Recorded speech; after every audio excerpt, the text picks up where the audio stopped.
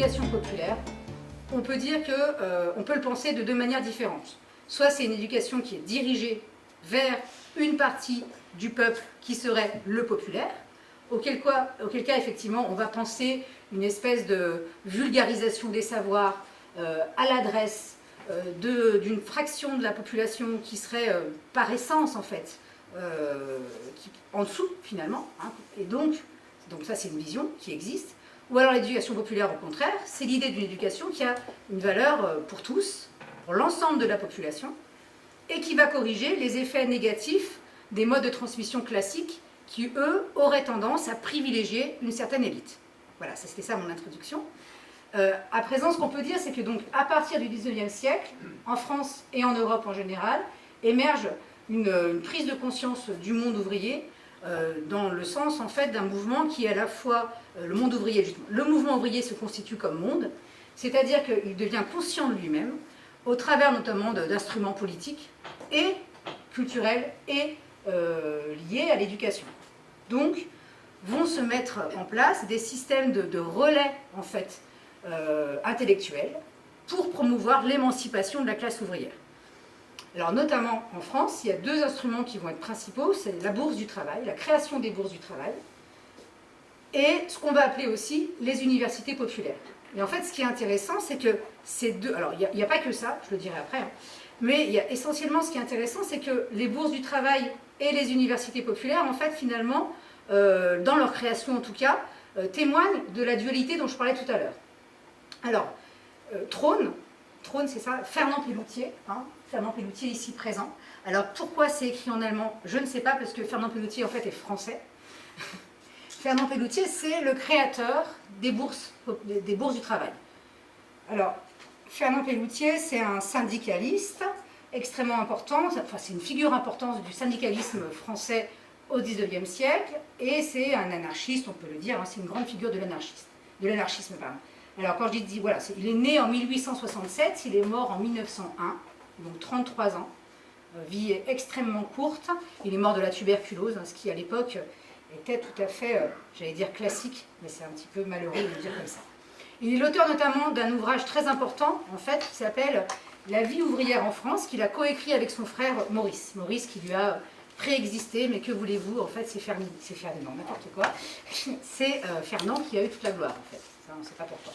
Alors cependant, Fernand Pelloutier, en fait, est à l'origine des bourses du travail qu'il crée donc en 1886. Et en fait, son objet, c'est de mettre en place un système de formation en mettant au centre les syndicats pour promouvoir l'émancipation des ouvriers. Alors les bourses du travail, en fait, elles vont contenir il y a quatre grandes branches, en fait. On pourrait dire ça comme ça. Il y a d'abord ce qu'on appelle le service de la mutualité, c'est-à-dire tout ce qui est relatif au placement, à la retraite, au secours de chômage, au secours de voyage et au secours contre les accidents. Alors quand on dit voyage, hein, ce n'est pas voyage au sens partir en voyage, c'est voyage au sens déplacement professionnel. Le service de l'enseignement, donc qui nous préoccupe ce soir, qui est constitué par une bibliothèque, un office de renseignement, un musée national, des cours professionnels et des cours d'enseignement général.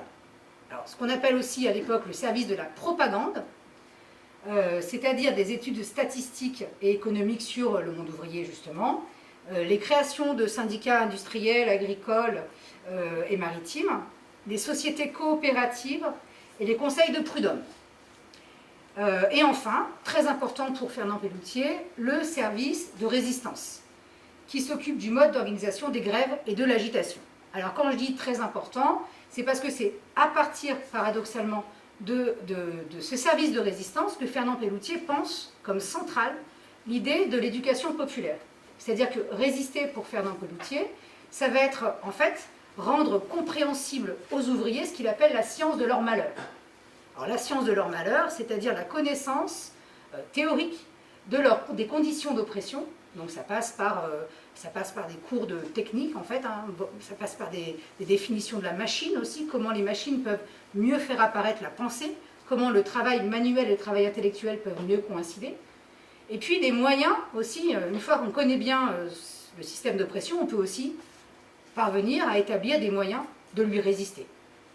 C'est-à-dire que, en fait, Fernand Pelloutier, il discute, enfin, avec Marx de manière virtuelle, parce que, voilà, vous connaissez peut-être l'expression dictature du prolétariat. Hein, donc ça, c'est une expression phare employée par Karl Marx, pardon, pour dire que finalement, les ouvriers seront, enfin, la classe ouvrière ou le prolétariat en général sera émancipé, libre, lorsqu'on arrivera à une société sans classe, c'est-à-dire lorsqu'il n'y aura plus ni bourgeois ni prolétaires.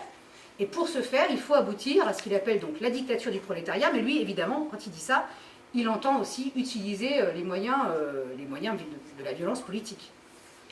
Fernand Pelloutier, il dit, pour établir cette dictature, il utilise le mot dictature aussi, hein, eh bien, il faut émanciper le prolétariat et faire un prolétariat éclairé. Autrement dit, c'est la culture, c'est l'éducation qui doit permettre aux prolétaires de s'émanciper. Et là, on a la racine des bourses du travail, où vraiment, au centre, on a quand même une confusion avec le syndicat, enfin, je veux dire, on épouse le syndicat, pardon, et vraiment, on voit que dans les bourses du travail, ce sont les ouvriers qui doivent parvenir par eux-mêmes, en quelque sorte, à organiser les moyens de leur propre émancipation. Voilà. Concernant maintenant les universités populaires, alors là, on n'est pas du tout dans le même schéma.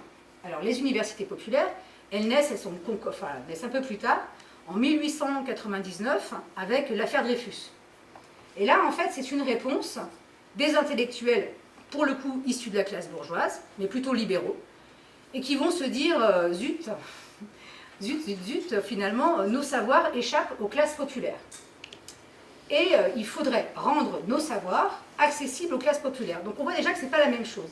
Il ne s'agit pas d'essayer de construire une culture ouvrière. Il ne s'agit pas de partir des ouvriers, mais il s'agit de déplacer les lieux d'enseignement.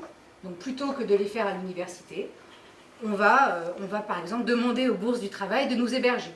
Mais ce n'est pas du tout la même signification. C'est-à-dire que là, par exemple, vous avez Anatole France qui participe à ce projet, ou le philosophe Alain qui participe à ce projet aussi au début du XXe siècle. Donc l'idée, c'est vraiment, en fait, c'est aussi une idée assez politique, c'est faire en sorte que l'Église et l'armée ne s'emparent pas du peuple, en quelque sorte, et qu'il y ait bien un savoir républicain qui lui soit transmis.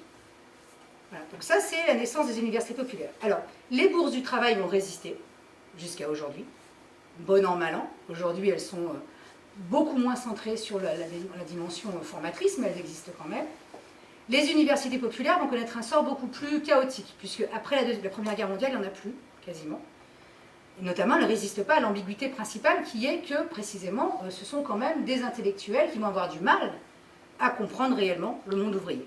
Donc ça va être vraiment, ça va être pour elles une mort.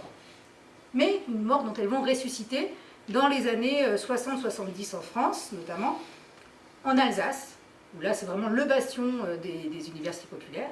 Puis partout en France, on a 60 universités, enfin associations dites des universités populaires en France aujourd'hui, et où elles vont reprendre en charge une nouvelle façon de diffuser le savoir en corrigeant justement cette dimension qui est dans leur ADN, à savoir l'intellectuel qui s'adresse, ou le sachant qui s'adresse au peuple, ce qui est tout à fait aujourd'hui plus du tout le cas, en fait, dans la charte des universités populaires. Alors, mais limiter l'éducation populaire, soit aux bourses du travail, soit aux universités populaires, c'est vraiment, c'est trop restrictif, parce qu'en même temps, au XIXe siècle apparaissent, et au XXe, surtout, un tas de modes d'action qui lient l'engagement politique et l'engagement intellectuel. Alors notamment, il y a dans les trois sortes, il y a ce qu'on appelle les établis. Donc les établis, alors c'est assez tardif, c'est dans les années 70. Donc c'était des étudiants maoïstes, en fait, souvent. Donc dit maoïste, c'est-à-dire, pas au sens de la Chine, mais quand même inspiré du modèle chinois, mais évidemment sans ce qu'on sait toujours, ce qu'on sait aujourd'hui, à savoir le totalitarisme. C'est-à-dire que là, c'est vraiment l'idée on prenait du maoïsme, l'idée que l'intellectuel devait se frotter au monde ouvrier, devait se frotter au monde agricole, pour essayer en fait de comprendre de l'intérieur l'oppression et aussi fomenter avec eux les moyens de la lutte. Notamment, alors il y a un auteur très célèbre en France qui s'appelle Robert Linhart, qui a écrit un livre qui s'appelle L'Établi, hein, qui est quasiment la Bible des établis, c'est-à-dire où il raconte justement son expérience en tant qu'établi. Donc ça, c'est les établis. Il y a un deuxième mouvement extrêmement puissant en France, et si j'ose dire surtout ici, c'est le mouvement dit des missions ouvrières. Alors là, ça recoupe tout ce qui est relatif à la JAC, Jeunesse agricole catholique, donc qui naît en 1929, et à la JOC, Jeunesse ouvrière catholique, cette fois-ci, enfin ouvrière, donc agricole, qui naît en 1925. Alors avec une dimension évidemment hein, de mission, c'est-à-dire on va s'attacher à émanciper le monde ouvrier, mais s'il peut devenir catholique, s'il peut rester catholique, c'est bien, mais en même temps, il va y avoir aussi au sein de l'Église catholique des mouvements extrêmement puissants, presque libertaires, notamment celui des prêtres ouvriers, qui lui va naître dans les années 50, et qui va en fait dire que la mission principale de l'Église catholique, c'est de promouvoir un mode d'éducation émancipateur à l'adresse des jeunes ouvriers, en fait, qui ont complètement déserté les églises, ou des jeunes issus des classes populaires. Et puis, troisième mouvement extrêmement puissant, et ce encore aujourd'hui, c'est tout ce qu'on peut rattacher en général à la Ligue de l'enseignement, donc qui est née avec Jean Massé, enfin non, c'est Jean Massé qui crée la Ligue de l'enseignement en 1866. Alors aujourd'hui, alors que je ne dise pas de bêtises, en fait on compte à peu près 160 associations. En fait, c'est une fédération d'associations, dont par exemple la FOL, la Fédération des œuvres laïques. Donc là où vraiment on va avoir un projet mais central d'éducation populaire, avec notamment l'idée qu'il va falloir aller... on peut dire qu'en fait c'est une espèce de mixte entre les bourses du travail d'antan et les universités populaires d'antan, c'est-à-dire on va vraiment vers les gens, et en même temps on tente d'organiser un système de savoir qui soit le plus émancipateur possible. Alors, évidemment, il faudrait que je cite plein d'autres gens. Il y a par exemple l'œuvre fantastique de Jean Zay. Jean Zay, mort très jeune aussi. Jean Zay qui était, c'est non seulement l'inventeur du Festival de Cannes, mais c'est pas que ça, c'est un formidable ministre de l'Éducation qui a promu de manière extraordinaire l'éducation populaire. C'était vraiment dans son objet principal. Il y a l'œuvre de Jean Vilar, dont vous avez peut-être connaissance, et notamment la création du Théâtre national populaire et du cinéma national populaire. Donc voilà, il y a vraiment... l'éducation populaire, c'est extrêmement vaste. Donc, moi, si je me suis arrêtée à parler des bourses du travail et des universités populaires, c'est parce que ça mettait en jeu une tension, qui est la tension qu'à mon avis, on rencontre encore aujourd'hui.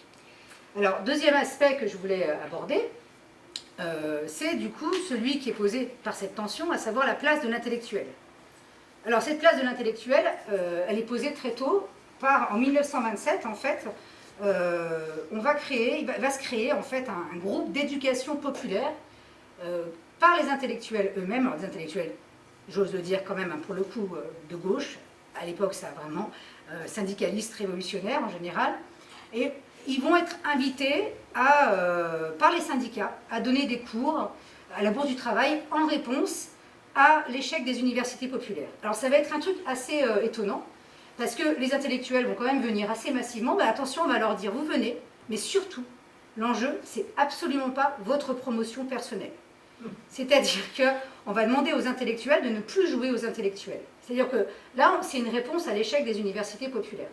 Donc le prestige, le lieu dont vous parlez, on s'en fiche, quelque part. On doit s'en ficher au maximum. C'est pas évident, hein. Donc il s'agit de promouvoir une culture ouvrière indépendante de la mainmise donc, de ces intellectuels par ces intellectuels. Vous voyez le truc? C'est-à-dire que les intellectuels doivent promouvoir une culture ouvrière qui serait indépendante d'eux-mêmes. C'est assez intéressant. Donc l'enseignement dispensé poursuit 3 objectifs, je l'ai dit. Libérer les ouvriers de la mainmise des intellectuels, ça je l'ai dit. Donner aux ouvriers, par l'étude de l'économie politique, justement ce que Pelloutier appelait la science de leur malheur. Donc il va y avoir des cours sur Marx, par exemple, hein, assez intéressants, notamment diffusés par la philosophe Simone Veil, et faire apparaître une entreprise d'instruction mutuelle. Alors ça, c'est très intéressant. Alors il y a une déclaration préambulaire qui est très claire, qui dit la chose suivante: ce que nous voulons, ce n'est pas faire une série de conférences, c'est une entreprise d'instruction mutuelle. Ceux qui croient savoir le moins se trouveront peut-être à la fin avoir été ceux dont les autres auront le plus appris. Vous voyez, c'est vraiment l'idée quand même qu'il y a un savoir au sein même de la classe ouvrière qu'il faut faire apparaître. Alors, là-dessus, par exemple, on peut relever l'implication tout à fait importante de la philosophe Simone Veil, dont j'ai déjà parlé tout à l'heure. Alors, elle dit notamment qu'il faut vraiment s'attacher à réduire donc, ce qu'elle appelle la mainmise des intellectuels, parce qu'il faut rompre avec ce qu'elle appelle une hiérarchie qui exprime plus ou moins brutalement depuis toujours la domination de ceux qui savent manier les mots sur ceux qui savent manier les choses. Et ça la renvoie à la condition des ouvriers à l'usine, où précisément, en fait, se joue une espèce de dichotomie entre ceux qui organisent le travail, ceux qui pensent techniquement les choses, et puis ceux qui produisent. Et qui semblent être, bien sûr, totalement démunis face à cette organisation et face à ces moyens de production. Donc, en fait, l'éducation, là, diffusée, qui va être diffusée à ce moment-là, elle doit permettre de réconcilier la dimension intellectuelle et la dimension manuelle du travail. Alors, notamment, il est demandé aux intellectuels, donc ce n'est pas les établis, mais c'est presque déjà ça, de participer aux luttes ouvrières, pas seulement de l'extérieur en portant les drapeaux pour la photo, mais en essayant de comprendre de l'intérieur les conditions, conditions de travail et d'oppression. Alors, Simone Veil est donc prof, je ne l'ai pas dit, ça elle est enseignante, et donc elle discute avec ses collègues, et ses collègues disent oui, mais on va être noyé dans la CGT, du coup, si on fait ce que tu nous dis. Alors elle répond, mais j'espère bien que vous serez toujours noyé. On veut que vous mettiez votre intelligence à la disposition de la classe ouvrière, très bien. Mais quant à jouer un rôle même modeste dans la vie des organisations ouvrières, cela ne doit être et ne sera possible qu'à ceux qui en auront assimilé l'esprit. S'ils y apportent l'esprit universitaire, eh bien, ils devront y être noyés, et ils le seront. Bon, Simone Veil, comme vous l'entendez, assez radical. Donc, en fait, c'est-à-dire qu'on va demander à l'intellectuel de tenter, de changer de place, en fait, pour penser le monde ouvrier. Excusez-moi. C'est-à-dire que là apparaît, en fait, de manière très claire, ce qu'est finalement le rôle de l'éducation populaire, hein, qui est de, ce que je disais tout à l'heure, de réduire de manière significative l'écart entre le travail manuel et le travail intellectuel, et ce, à l'intérieur de l'usine elle-même. Alors ça nous renvoie vraiment au projet de Simone Veil, parce que je vous ai mis une petite image de Simone Veil quand même. Hein. Voilà. Donc Simone Veil, très jeune aussi, hein, morte aussi en 1930, non, née en 1000, blablabla, donc née, elle est née quand 1909 et morte en 1943, donc 34 ans aussi, hein, donc voilà. Une vie très très courte et très très riche, aussi, comme Fernand Pelloutier, qu'elle n'a pas rencontré, hein, puisque Fernand Pelloutier est mort en 1901. Donc ça n'a pas vraiment grand sens, ce que je dis là. Mais quand même, c'est étonnant. Hein, le Christ, Fernand Pelloutier, Simone Veil.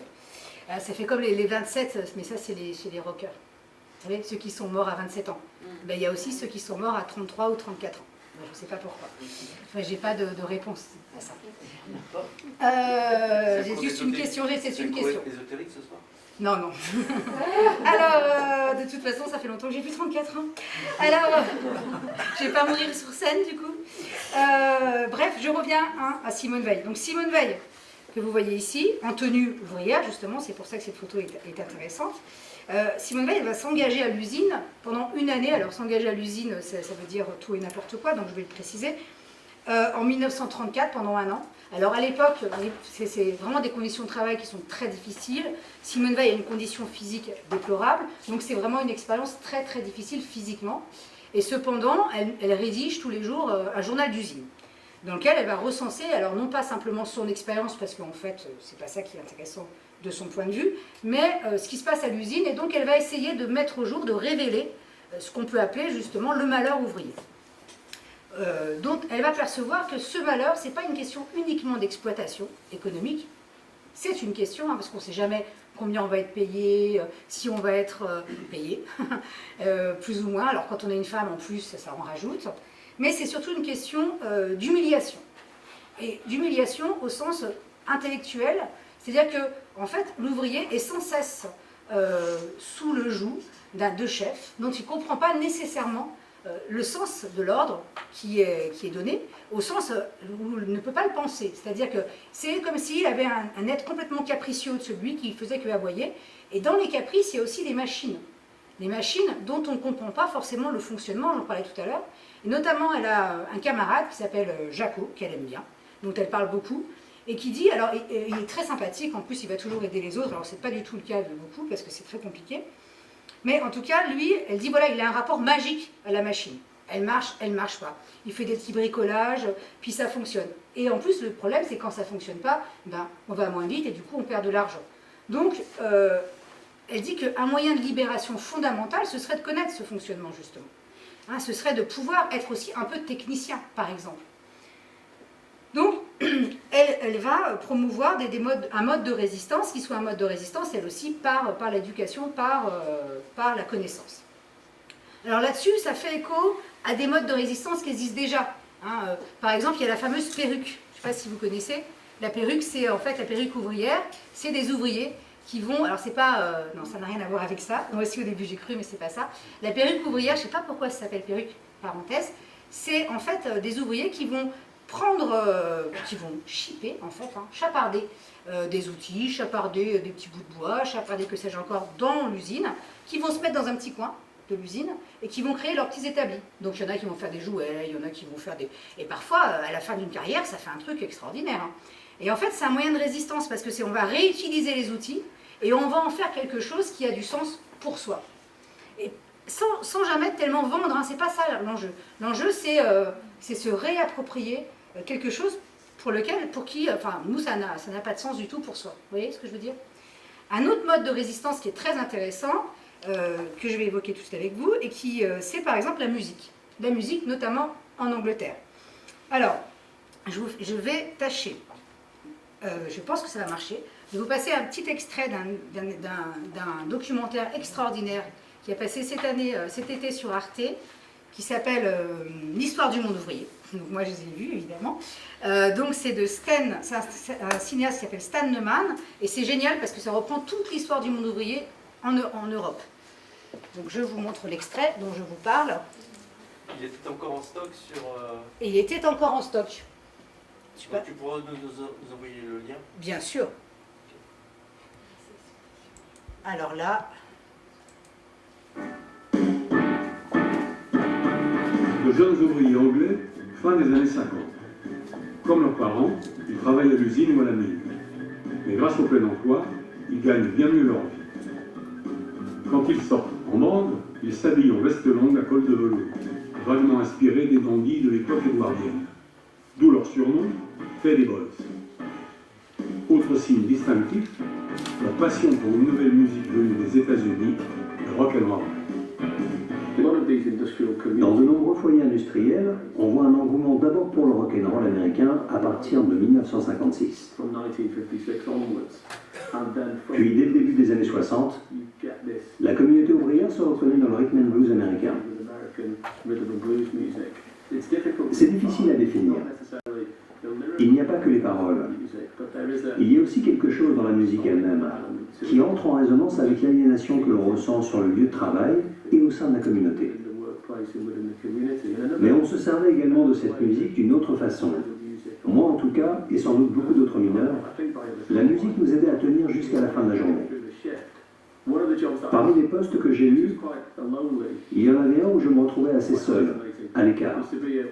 On appelait ça le poste du garçon à la manette. En gros, il s'agissait de surveiller le tapis roulant. Il y avait plusieurs tapis qui passaient dans les galeries souterraines. Et à chaque endroit où un tapis se déversait sur un autre, il fallait quelqu'un assis ou debout pour que, au cas où un tapis s'arrêterait, le suivant serait stoppé. Sinon, le charbon s'accumulait et bloquait la galerie. Alors, comme ces tapis tournaient tout le temps, ils frappaient les roulements et produisaient une sorte de tempo qui se répétait et on entendait ça.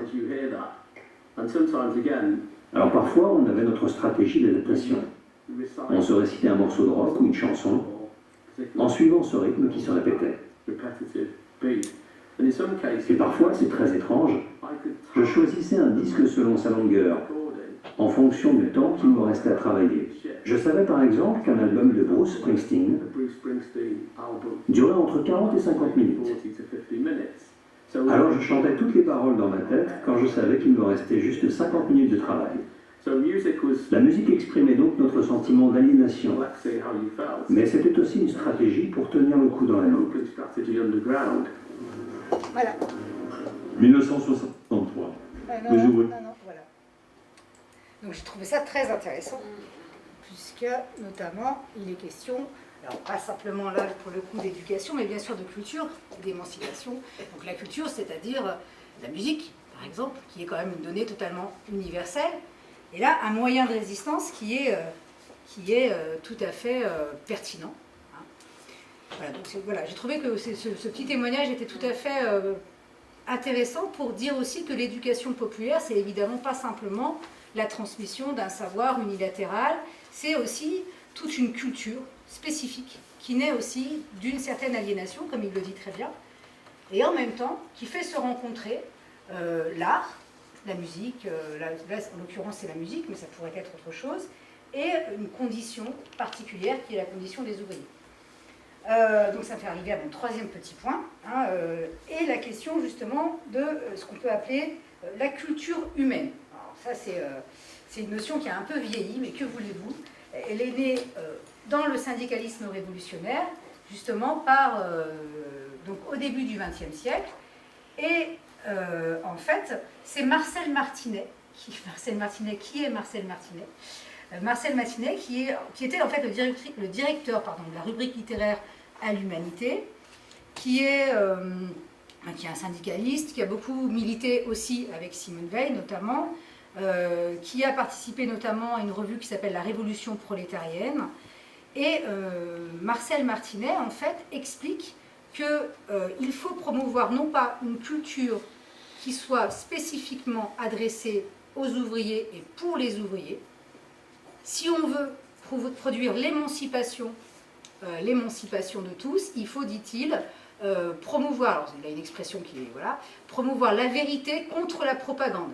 Alors, ce qu'il appelle la vérité, c'est une vérité, c'est-à-dire universelle, qui doit être valable pour chacun d'entre nous. Et lui, ce qu'il appelle propagande, c'est une certaine culture qui, en fait, serait celle destinée aux élites. Vous voyez ? Donc, en fait, il va critiquer la culture élitiste dans sa nature même.